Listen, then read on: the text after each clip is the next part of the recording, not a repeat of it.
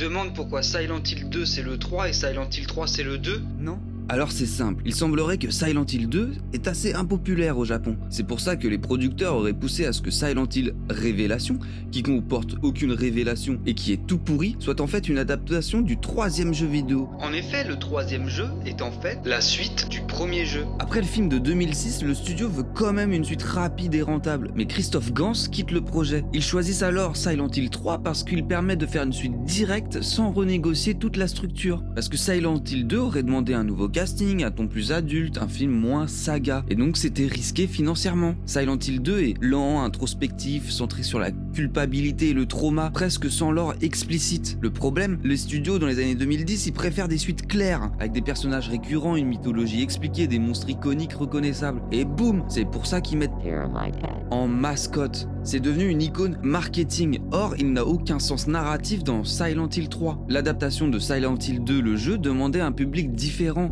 C'était d'accepter l'ambiguïté, éviter les réponses faciles, faire confiance aux spectateurs. On est en 2010, il faut mettre des jumpscares, faut mettre des explications partout, parce que sinon les gens ils peuvent pas comprendre. Et puis il faut mettre une 3D bien dégueulasse. Faut faire confiance au public, ça c'est compliqué quand même. Et que Silent Hill 2 était un peu trop subtil pour une suite classique, et d'ailleurs un peu trop subtil pour une adaptation tout court, même par Gans. Donc voilà, si toi aussi tu te poses plein de questions cons sur est-ce que le 2 c'est le 3 et le 3 c'est le 4, eh bah c'est simple, abonne-toi à cette chaîne.